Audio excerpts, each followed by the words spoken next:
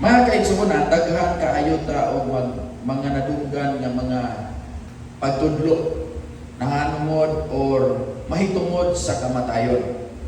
Ba, kung sige mong tanaw og GS, mailhan yun na ninyo si Ed Calwag. Alam mo Ed Calwag? O di mo follower sa KMJS kung wala mong kailan Ed Calwag. Si Ed Calwag, mao gyud na perminting paborito ni Jessica Soho nga mo iyang i-guess para mo dala sa iyang mga gadget dito, mga istorya. Pero before na mga kaigsuonan, na ay kabalo mo anong naanin exist ang pyramid dito sa Egypt. Kani siya ang pyramid dito sa Egypt. Dili ni siya design lang mga kaigsuonan na, kundi mao ni ang pagpasidungog nila sa ilang paraon. Ang paraon nila mao nang equivalent sa king. Lubnganan ni siya mga kaigsuonan, dili lang ni design. Lubnganan ni sa ilahang mga paraon o katong mga asawa sa paraon, pamilya sa mga royal family or membro sa royal family. Mao na ang ilang lubnganan mga kaigsuonan. Nganong dagko man na, nganong ingana man ang ilang ginabuhat. Kay naa sila'y pagtuo mga kaigsuonan kani. Naa sila'y pagtuo nga kung ang tao mamatay, ga-travel na siya sa ginatawag nilang afterlife or sa pihak nga kinabuhi. Mao na ang ilang ginabuhat mga kaigsuonan, ilan ang imamify ang usa ka tawo. Imamify na nila, mao na siya ang ilang pamaagi sa pag-preserve sa ilang patay. Sa ato ginabalsamar mano. Sa ilang imamify na nila. Unsa man ang ginabuhat ana nila.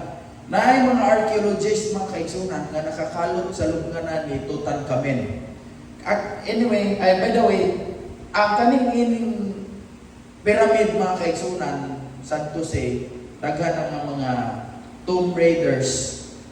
Kita naman ang salida, tomb raiders, ilang adtuon ng pyramid, kawato na ang mga gold, mga antiques, kung unsa na mga precious stones nga ilang makita, kawato na. Mano'y nakabatian kay halos na nabungkag na, nahurot nagpangawat sa mga tomb raiders. Ang nahitabo, kanisa si Tutankhamen, or si King Tut na atong tawag, kanisa si King Tut, ang iyahang lubnganan, ang iyang pyramid, nagubaman.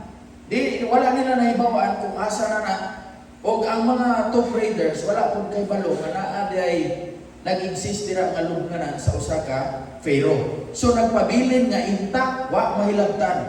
Pagkakalot sa mga archaeologists dito nila nakita nga kung ginaunsa nila mag-mummify sa tawo.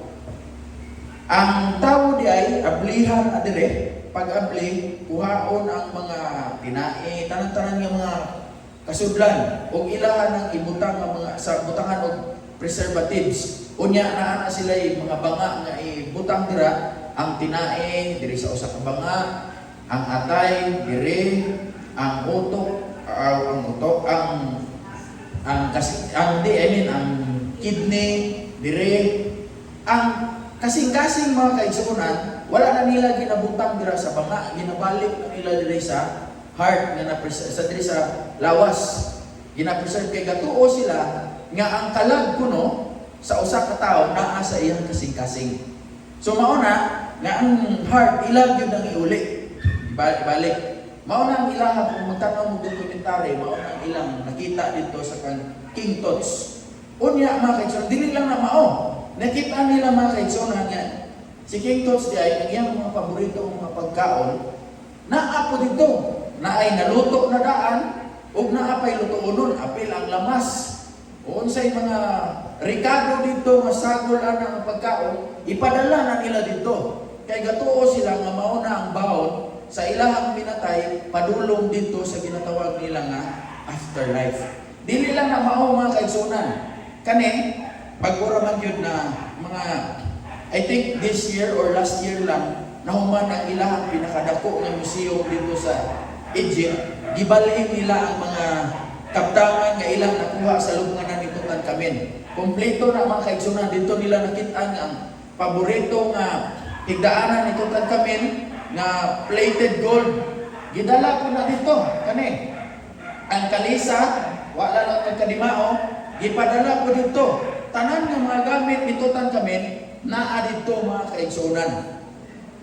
Ug naa po na sila i-practice usahay man ang paraon, mga kings, di daghan man sila kasawa, daghan og mga slaves, mga maid. Kita mo na naghilak-hilak mga kaigsunan, no? Ang tinuod, naghilak na sa dili to namatay ang bana. Kaya ang naiuban ng mga pharaoh di ay mga muingon nga kamatino na mangyud ko, kunya akong asawa 5 ka buok. Sa 5 ka buok, ang ikaduha na kong asawa gid akong pinangga. Ganahan ko mamatay ko, kuyog na siya. Oh. Ang maid pod, mupili po na sa maid na ikuyog niya. Mao na mga kaigsunan kay ngano man, para nila kanang mga tao o mga paborito nilang mga butang ilang ibaw padulong dito sa pikas nga kinabuhi o kanya kanang mga maid nga ilang ipili, mao na yung serbisyo sa ilaha dito sa afterlife. So ingana ang ilahang pagtuo sa Egypt mga kaigsunan. Pero kung imong tanawon dito, in taon, mao na hinuon na ang ilugan sa mga kawatan dito sa Egypt kay wa man gyud sila ni adtong afterlife in taon mga kaigsunan. No? Pero atong tanawon kung sa gyud gisulti sa Biblia. Kay sa ato araba mga kaigsunan, sa ato na ay mapusil, kana gyud ang mapusilan dira sa dan. Ayaw kagi dira kay wa pabaya na kadawat og hustisya. Basin at ngan gyud dira ron, patay gyud ka. Ingana man sa ato naa pa gyud usahay, inaot unta ang kalag ni mapahamtang na gyud og tarong kay nadawat na gyud niya ang hustisya. Oh, mao na kay sa ato baya mga kaigsunan, naa gyud na nga mga istorya nga kalag sa tao, mulakaw-lakaw yun na kung mamatay. Di ba? Naa sa ato minyo, wala pa namatay ang bana, kung mag-away, maglupad ang kaldero, ang plato, kung sa padaray pwede ilupad, ang baso. Pagkamatay, paghuyog sa bugnaw nga hangin, muana din sa ang asawa, love, ikaw na kabugnaw, di ba? Pero buhay pa, perting labayanay. Unya, pagkamatay, mindot na nun, bugnaw ng hangin. Mga kaigsunan, mauna ang atong katunan karon. Unsa man yun, ang gisulti sa Biblia, mahitungod sa kamatayon. No? Mauna ang atong katunan karon. Una nga pangutana mga kaigsunan, nakabalo ba ang patay, kapatay na siya? Naabay na hibawaan ang patay. Ingon, uy, nadunggab man di ay ko. Nga na ba? No? Unsa gisulti sa Biblia? Ecclesiastes 9:5. Ingon niya, ang mga buhi nasayod nga mga matay sila. Tinuod dili. Nasayod gyud ta nga mga matay ta. Pero ingon siya, apan ang mga patay wala nay mahibaluan. Bisan unsa, wala na sila'y mapaabot nga ganti, kalimta na sila sa higpit. Unsa pa gyud? Natapos uban kanila ang unsa, ang tanan nilang gugma, kabantay mo ana magpakasal, for better or for worse, in sickness and in health, till death do us part. Ang gugma mga kaigsunan, bisag unsa ninyo kaidlab sa usag-usa, ang gugma mawala na inikamatay sa tao. Kanang patay nga tao, mawala gyud ang iyang gugma mga kaigsunan. Ang kasilag, unsa man ang kasilag kanang kasuko, dumot, no? Mao na gani mga kaigsunan. Wala pa gyud ko, ninganin lang gyud akong edad, kundi na ko isultihan. Naginganin lang gyud akong edad mga kaigsunan. Wa pa gyud ko'y nakita nga usil, gidunggab, gikulata hangtod namatay, wa pag yung kadungog nga ni Baos.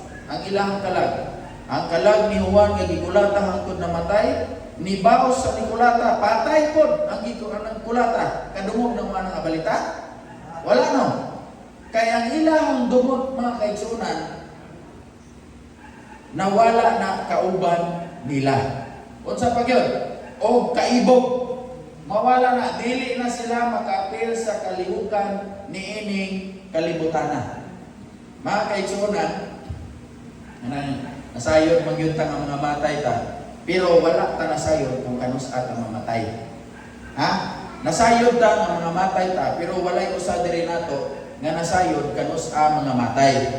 Pero mga kaigsunan na gyud ni kaning internet ni ngani tan-aw ko ba?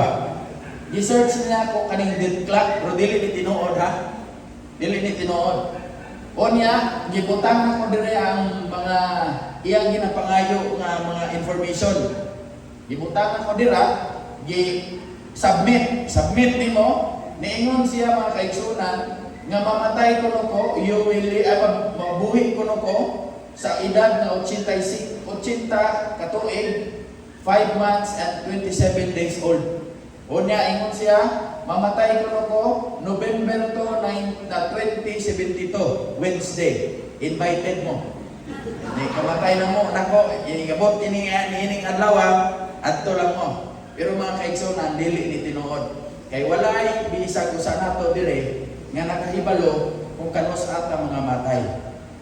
Nakahibalo ta, nasayod ta nga mga matay ta, pero walay usa diri sa ato ang nakahibalo kung kanus ata mawala niining kalibutan na ako gami pagtuo ni kaning ingani mo kita na mo aning salidahan nga kani ang ilahang kalag ani usara ka buok ilang kalag ani kung nakita mo ning salidahan nigikan dito sa luyo niabot dire mao kuno ni siya ang katapusan nga nigunit sa ilahang kalag kung dapat di siya mamatay kawa pa niya na fulfill ang iyang mission kay mamatay kuno siya ang iyang kalag, di na yun mabuhi, di na yun mabalhin.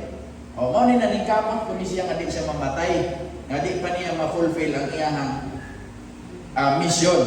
O, lagi sa India, naapon na sila ipagtuo nga, mo-drive na sila sa sakyanan, pas kayo, naay maagyan na namatay na tao, ilalang ng likuan, unya, lahos sa ilang padulngan. Pero kung naagami na muagi, nga baka bisag wa pa na kalabang buwaton gyud na nila nga mulabang munong gyud na buwaton na nila nga kalabang ang baka kay gatuo sila nga ang kalag sa ilang mahal sa kinabuhi naa dira sa baka naa pa na sila pagtuo nga basin kato ganing bag-ulang namatay manaa na dira yang kalag sa baka mao na kung makalaag mo India halos tanang pagkaon street food nila vegetarian na kaya di na sila mukhaon kay ug mga karne, especially baka, kay gatuo na sila ang kalag na anira ni balhin. O, mao na ang ilahang pagtuo mga kaigsunan. Ang pangutana ikaduha, nagadayeg ba ang patay sa Dios? Siguro kung ang mga patay na ay simbahan, ingani siguro dagway silang simbahan no. Kung naa silang simbahan. Pero niingon ang Biblia mga kaigsunan sa Salmo 115:17, dili na makadayeg sa Dios ang mga patay o ang nanaog ngadto sa yuta sa kahilom. So ang mga patay di na pud na mudayeg sa Ginoo. Mawala na ang ilang gugma, ilang kasuko, ang ilang kaibog. Wa na sad na sila nasayran sa unsay panghitabo niining kalibutan na ug wa na sila kadayeg sa Ginoo. Kani ang pinaka-favorite nako mga kaigsunan. Kani. Gapauli ba ang patay sa balay? Ana. Si kinsay gatuo dire nga ang mga patay ulit pag sa balay gyud. Siguro na nabilin nga relo dito sa nina gibalikan or ma-say goodbye sa iyang pamilya. Ingon sa Biblia mga kaigsunan, tanaw na to kung ang patay ba muuli pag yun na sa balay, kanang mga bugnaw ng mga hangin, kanang mga huyok, kay nomdom ko sa una mga kaigsunan. Ambot nga nung ang akong igagaw, nagpuyo sa balay, babae, nabuntis, unya, naman siya panak ko. Pag anak niya, yung anak, namatay, pero scary po to, kay first time to na ko mga kaigsunan, kita ko newly born nga bata nga naay maskulo babae maskulado unya mura gani gikan og gym ang hadlok pag dato mga kaigsunan kay naaman siya hydrocephalus nawala ni gawas ang iyang utok ay unsa ba na tubig siguro na utok wala na agtang ang scary pag dato na siya kruna dire Ang scary pag dato mga kaigsunan, ang iyang buhok na adiritaman. Kita gyud ko, grabe hasarani. Mahadlo ko kay taas kay buhok. Unya, nagdesisyon man ang amo ang pamilya o ang iyang mamag papa nga nagpuyo sa amo nga ilubong lang sa luyo sa among balay. Kay bata pa man. Kunya di na sila ganahan nga balsamal pa wala madugay na. Pagka buntag lubong dayon diretso. Lubong kunya naabtan ko gabi naghugas og plato na nahulog ang luwag ang dagan ay dagan kay basin mao na to siya. O mao na ipangutan ng mga kaigsunan. Kung kauli ba ang patay sa balay? No, naa man gito sa balay gilubong. Naa na gito pero ingon sa Biblia mga kaigsunan, Job 7:9 hangtod 10. Ingon siya, maingon nga ang dagko mahanaw, ang nangamatay dili na mubalik pa.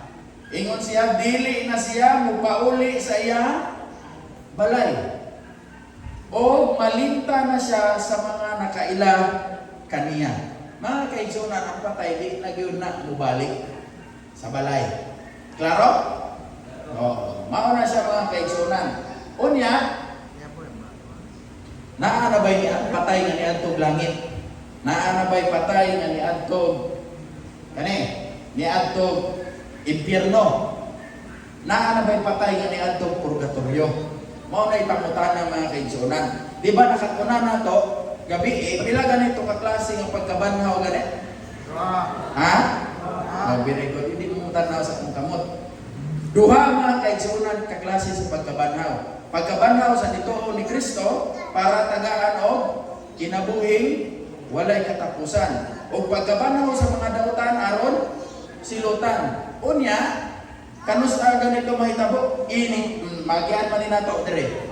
Pero mga kaigsunan, mao gyud na ang atong nadak-an nga ang mga dituo ni Kristo mga buutan adtong langit. Tan-awon nato naay usa ka tawo sa Biblia nga pinangga sa Ginoo. Nga duol gyud sa kasing-kasing sa Ginoo. Mao na siya si King David.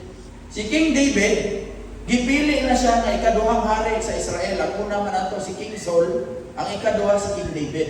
Ang inungdan nga nung gipili siya ni Jesus nga sa Ginoo nga mahimong hari sa Israel, ingon siya sa Buhat 13:22. Mao kini ang giingon sa Dios.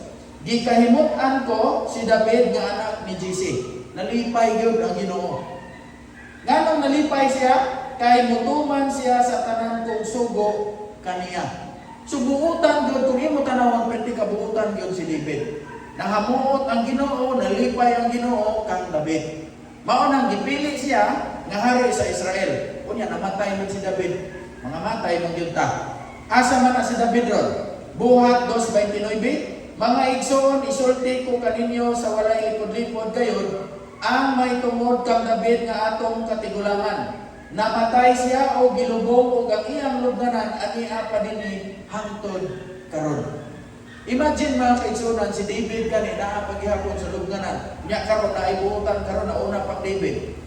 No? Pero mga kaigsunan, niingon ang Biblia nga atong ito ng gabi Juan 5:28, ayaw pa mo katingalan niini kay moabot ang panahon nga ang tanang mga patay makadungog sa akong tingog o manggawa sila sa ilang lubnganan ang mga tawo ang mga maayo nga binuhatan banhawon o hatagan o kinabuhi nga walay katapusan o ang mga dautan o binuhatan banhawon usab apan silutan. Mga kaigsuonan, mahitabo lang na ang pagbanhaw, paghatag sa kinabuhi walay katapusan o paghatag sa silot sa mga tao, inigbalik pa ni Kristo mga kaigsuonan. Ha? Timali na, inigbalik pa ni Kristo. Mao ka na mga kaigsuonan, wala pa'y tao, except lang sa specifically mentioned sa Bible, katong si Enoch, wa man to namatay si Enoch, idala man to langit. Si Elijah, wa po to namatay si Elijah, gikuha po to sa Ginoo, gidala sa langit.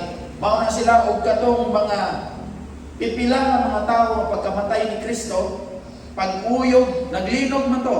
Niliki ang mga lubnganan, unya na ay pipila nga nabanhaw, o pag-adto ni Jesus Christ sa langit, nagkuyog to siya sa langit. Maura na sila ang pipila ka mga tao nga gi-mention sa Bible nga niadtog langit. Other than that, bisan ang mga disciples wa gyud na sila pa niadtog langit. Mao na mga kaigsunan kay ngano, kaning kinabuhing walay katapusan ug ang pagsilot sa mga dautan ihatag ra kini sa Ginoo sa iyang ikaduhang pagbalik. Tanawa gani ninyo mga kaigsunan, although gito na ni nato gabi nakatuna na ni nato sa naunang Tesalonica 4:16, unya mabati ang singgit sa pagmando ug ang tingog sa arkanghel ingon man ang lanog sa trompeta sa Dios ug mupunsad ang Ginoo gikan sa langit.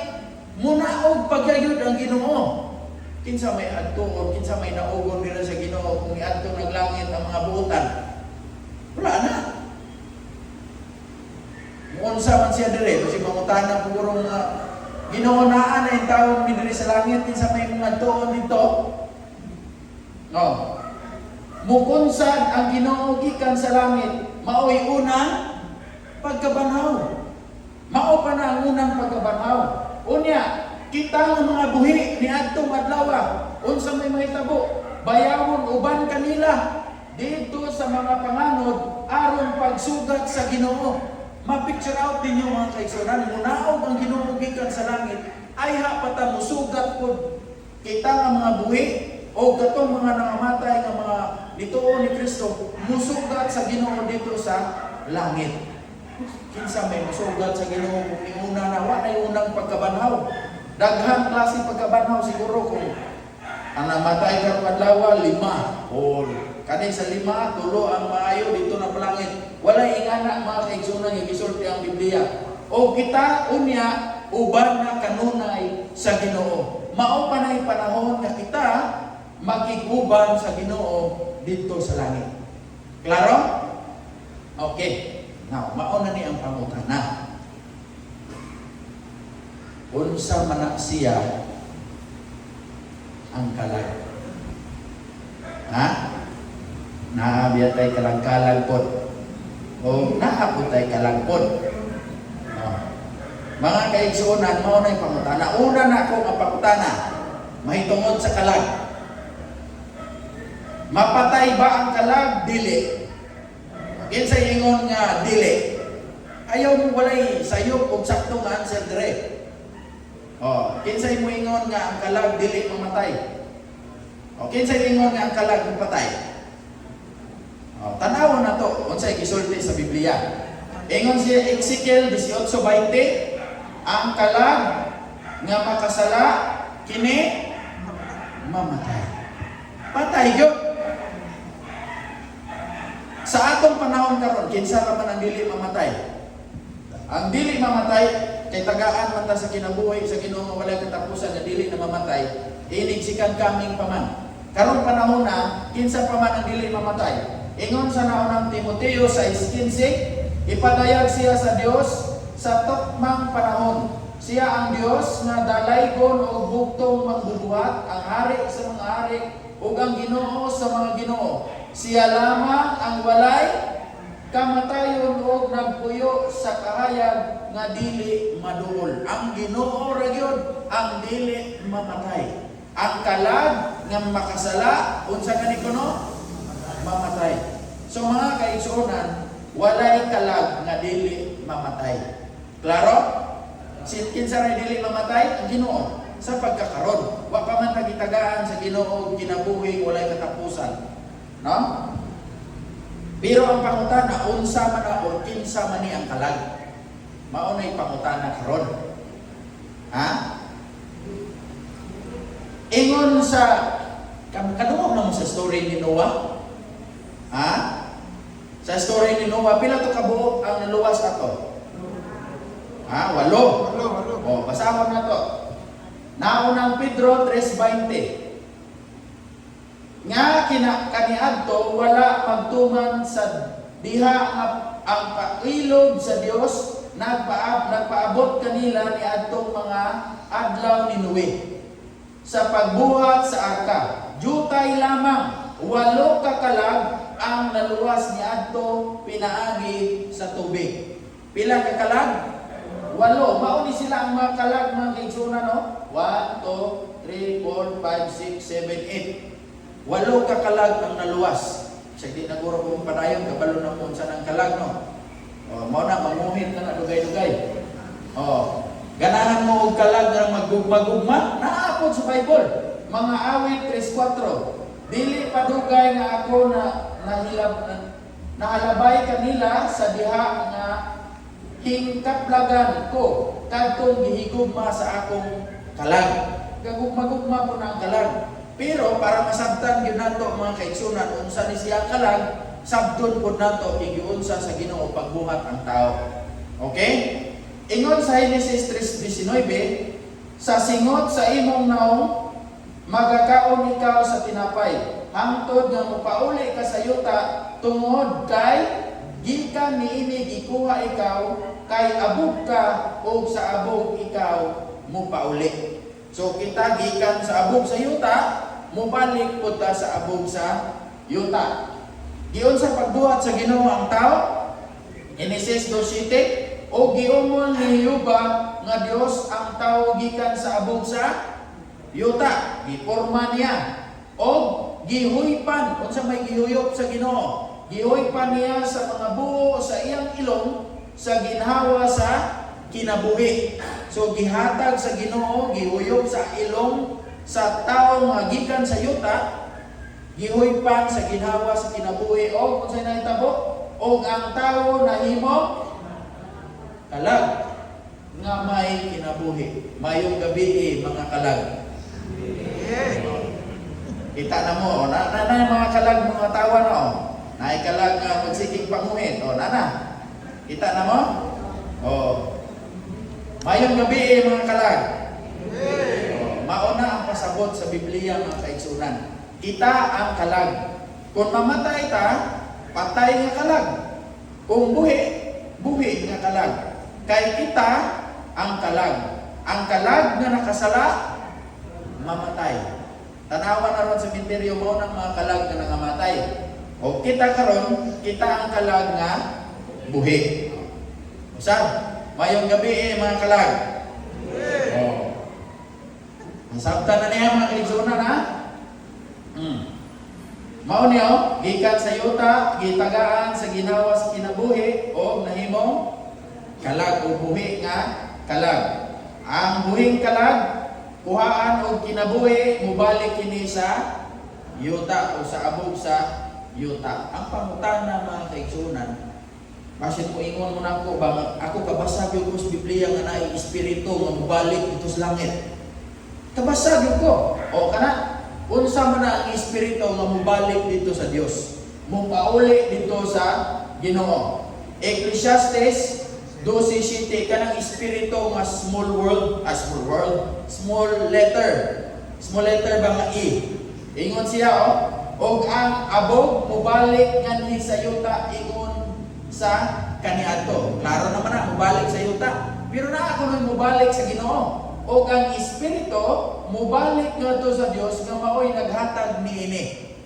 Ang pangutana ganina ba? Kato akong gibasa. Unsa ganitong gihatag sa Ginoo sa tao? Ginawa sa kinabuhi. Para klaro ato na lang yung basahon.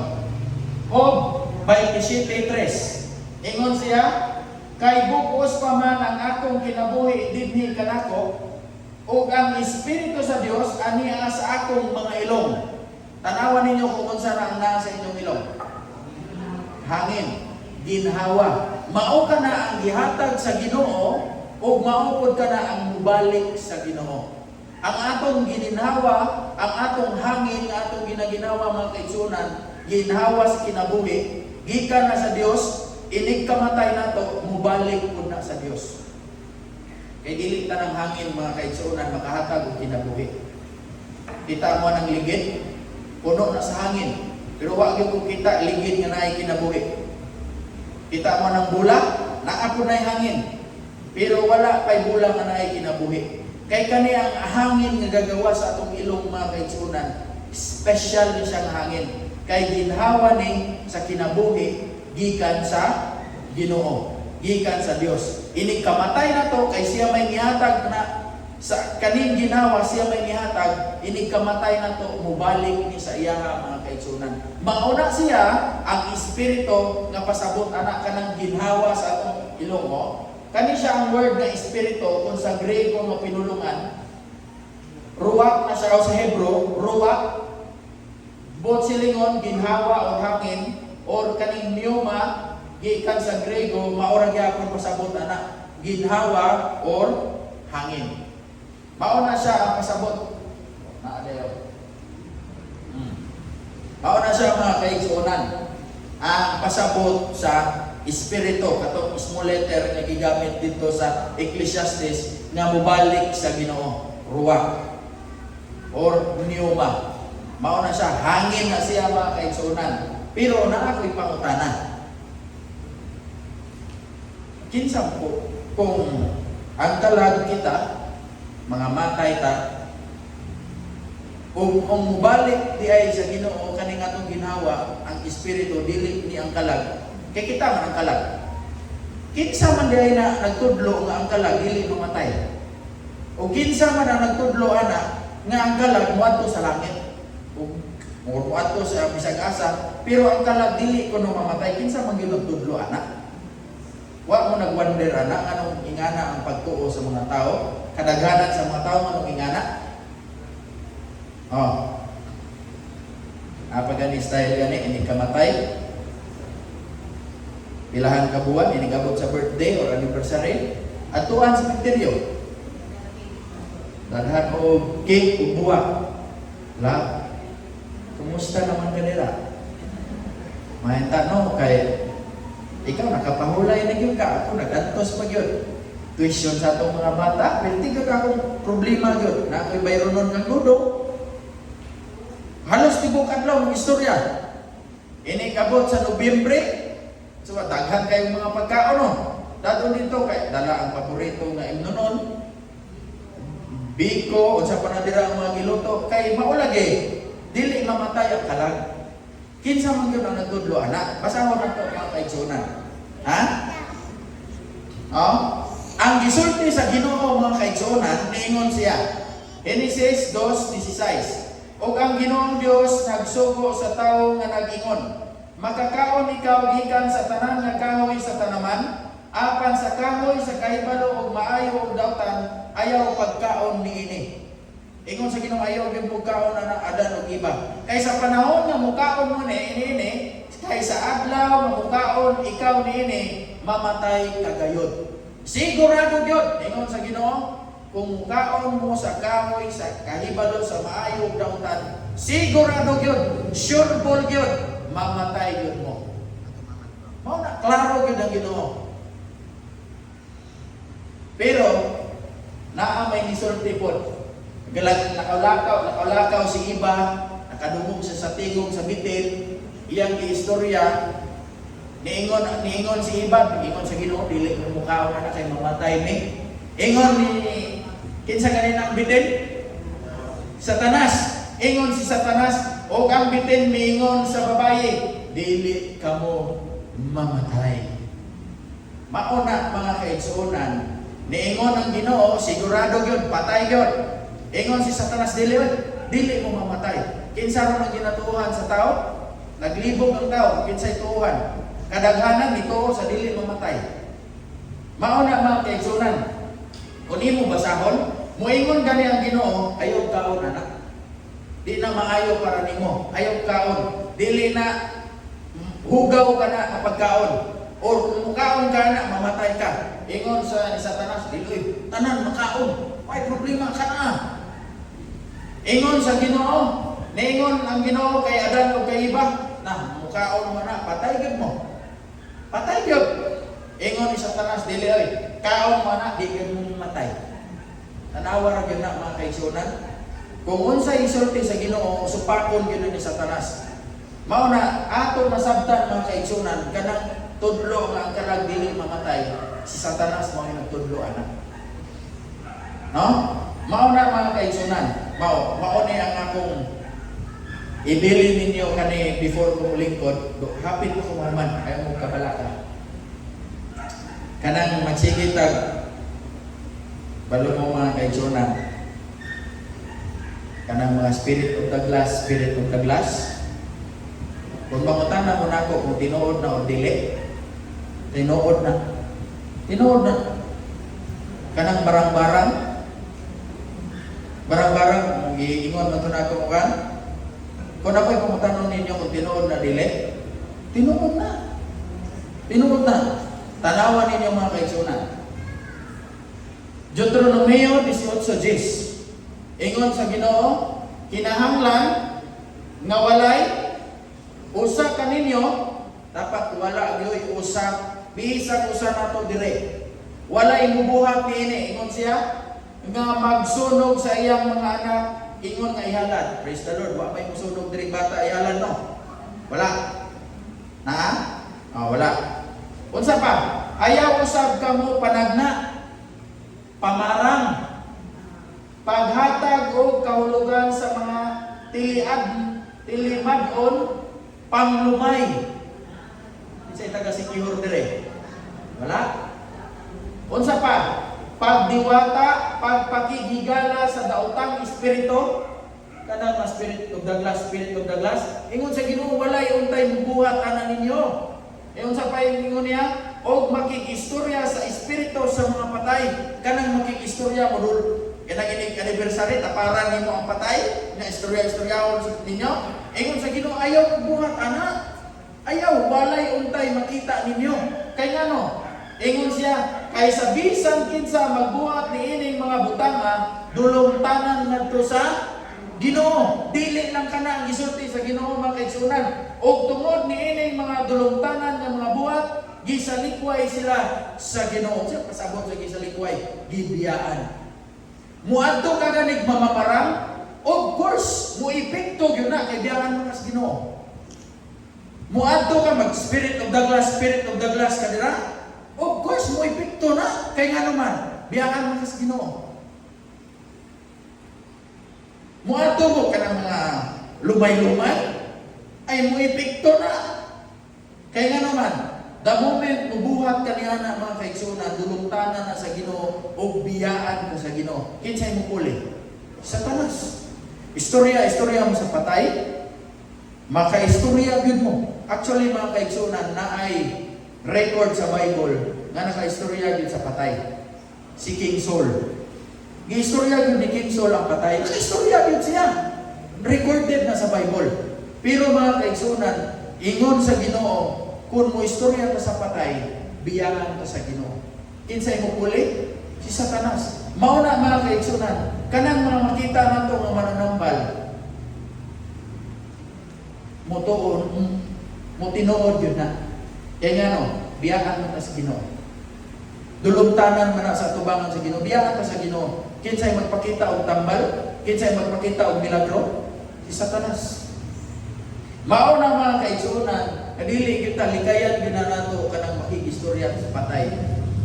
Kay dili gyud na kana nga tao mao na pinangga nato sa kinabuhi, mao na siya ang tao nga atong ganahan na istorya. Si Satanas kana mga kaigsunan, kay gibiyaan ata sa Ginoo. Klaro? Praise the Lord. Pero mga kaigsunan, kung ang patay naara sa yuta, wa pa niya atong langit, wa pa niya atong impierno, unsa may paglaom nato mga kaigsunan. Pero before ana mga kaigsunan, no, tagaan na mo sa gamay lang na istorya nga nahitabo sa panahon ni Kristo. Naa si Kristo best friend. Iyang best friend si Lazaro. Si Lazaro nagsakit. Sige nung isa sa iyang gibuhat niya itong adlaw. Sige, pangwali. Arayani ba? Nay iduol ni Kristo. Siya, imong bigo ba? Si Lazaro nagsakit.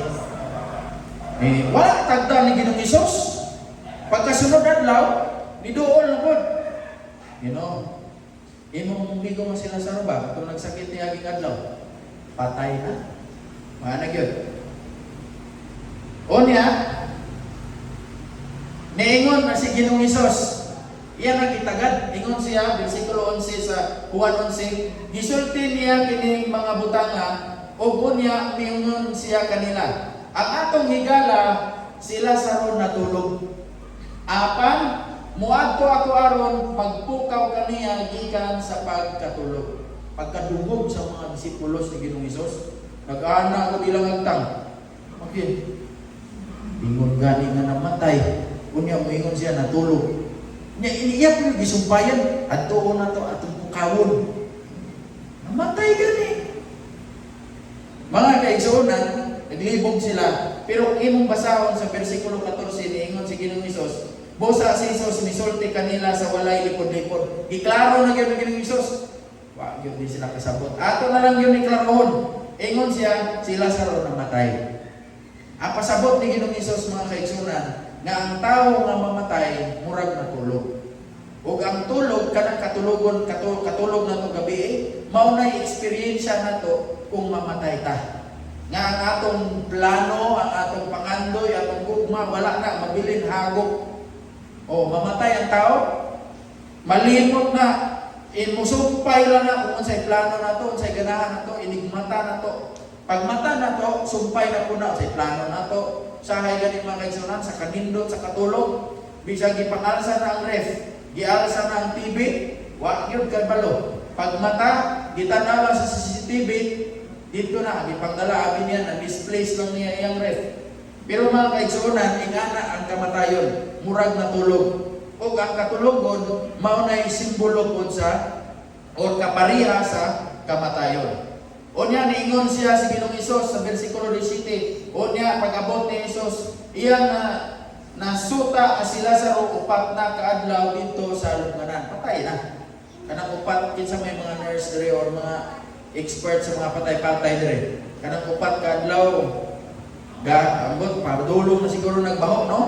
Oh, padulong na nagbaho. O niya, gisugat pa yun si Ginoong Hesus ni Marta, ingon si Marta, Ginoo, kung dinhi pa ikaw, dili unta mamatay ang akong igsuon. Pero kabalo mga kaigsuonan, niingon si Ginoong Hesus, si Hesus niingon kaniya, ang imong igsuon mabanhaw. Ngayon ano ganing mabanhaw? Ito na nato ni gabi mga kaigsuonan. Ingon sa versikulo 11, si Hesus niingon kaniya, ako mao ang pagkabanhaw o kinabuhi. Ang nagtuo kanako, bisan siya mamatay, mabuhi. Kay nganong mabanhaw? Kay si Ginoong Hesus mo itag-iyas kinabuhi o si Ginoong Hesus mo itag-iyas pagkabanhaw. Mao na hinungdan mga kaigsuonan nga kung kinsa bisag kinsa mituo ni Kristo, bisag mamatay, mabuhi mga kaigsuonan, mabanhaw. Kay ngano? Mao na ang atong paglaom. Mao na ang atong hope mga kaigsuonan diha kang Kristo. Tinuod na ay mga minahal nato sa kinabuhi, kita dire-dili nato sigurado kanos sa mga matay, kanos sa mga wala ni ining kalibutan. Pero niingon si Ginoong Hesus, kung mamatay mo nga nagtuo kanako, bisan pa mawala mo ni ining kalibutan, mabanhaw mo. Kay ngano? Si Ginoong Hesus mo'y pagkabanhaw ug siya pud ang kinabuhi. Amen. Mao na mga kaigsuonan, pagkahuman nga gisulti ni Ginoong Hesus, o sa nakasulti na siya niini, siya misinggit sa kusog at tingog nga nag-ingon, Lazaro, gula ka ngari, gula ngari. Mao na nahitabo mga kaigsuonan, si Lazaro nabanhaw dito sa iyahang lubnganan. Pila kaninyo diri mga kaigsuonan ang ganahan muhatag sa kinabuhi nila kay Kristo aron makaangkon sa kinabuhi nga walay katapusan. Bisag pamatay ta mga kaigsuonan ang atong paglaom na ni Kristo, mabanhaw ta. Ug ang atong mga pinangga sa kinabuhi, mabanhaw mo dito sa mabanhaw pagkausap pagbalik ni Kristo. Ginaagda ko sa pagtindog mga kaigsuonan,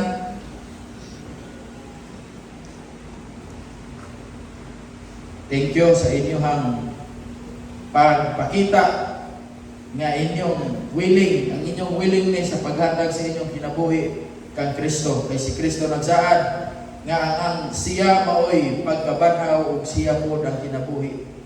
Siya maoy bahala sa atong ugma damlag mga kaigsuonan. Bisan mawala ta niining kalibutan, si Kristo maoy atong paglaom. Mga muyo ta, amay na mo nga